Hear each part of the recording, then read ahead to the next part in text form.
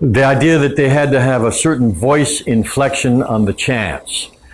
For instance, a simple chant.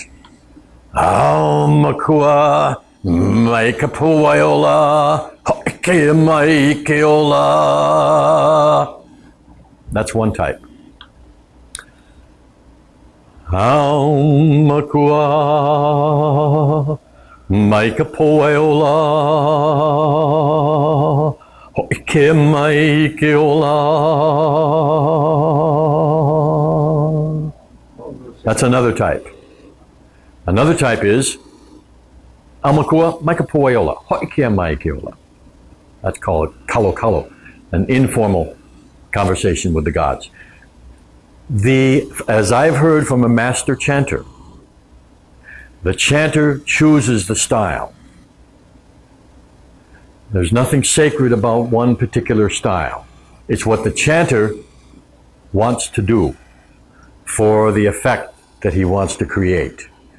So they had to learn, a good chanter had to learn different styles, but they did not have to apply a specific style to a specific chant. That was up to the chanter.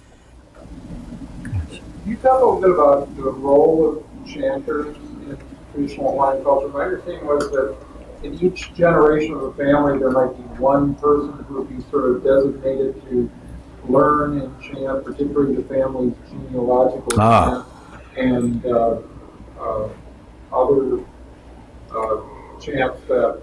Well, the role of chanters, and if we're talking about the genealogy chants, first of all, you had to have somebody with an exceptional memory.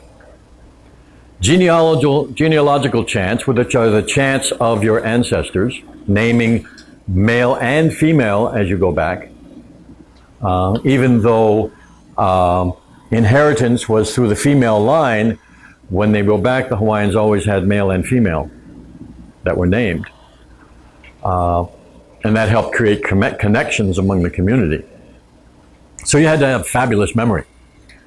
Not everybody in every family has such a memory or such an interest in the genealogy. So you're going to have to find somebody who has both of those, because they knew learning it by rote wasn't good, because that would not be pleasing to the gods or to the ancestors.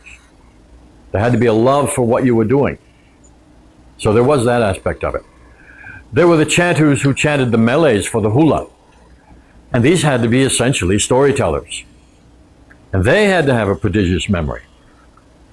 Because especially if they traveled around, they had to tell the story that was the local story of a particular legend.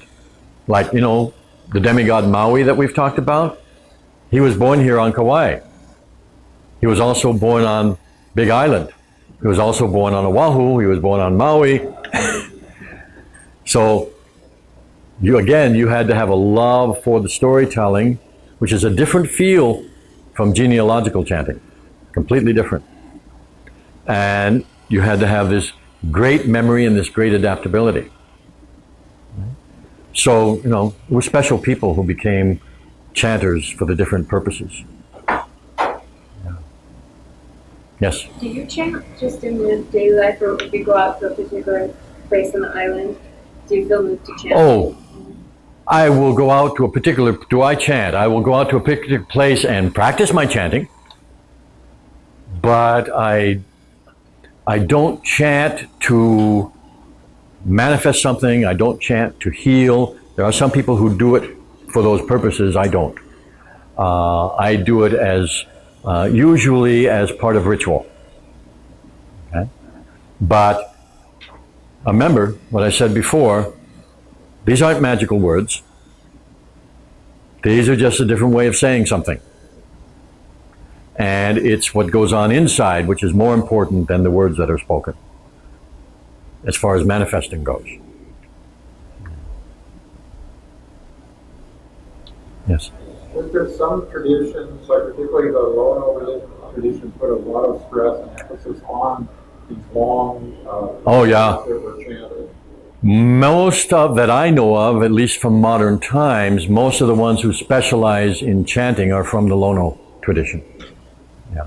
Very often very long, involved. That's right, long, involved, terrific memory, but there would be these long, involved chants that could go on and on and on and on. Now, they did this sometimes in the old days, and so some of them might do it today. But, you know, if you don't know Hawaiian, you really don't know what they're chanting. If we take a chant like the Kumulipo, which is usually called the creation chant, it's a very, very long chant. It was chanted at the birth of a young noble. Of course he was young. It was chanted at the birth of a noble. But if you really look at it and analyze the chant itself, it's all kinds of different stuff put together to make it long. Because here you are chanting a genealogy, or chanting the creation, and then chanting the genealogy, and then suddenly plopped in the middle of that are a bunch of stories about Maui. And then you got some more genealogy. Yeah, well, that's an old storytelling trick, okay? To extend it, it's called padding. People still do it today when they write books, okay?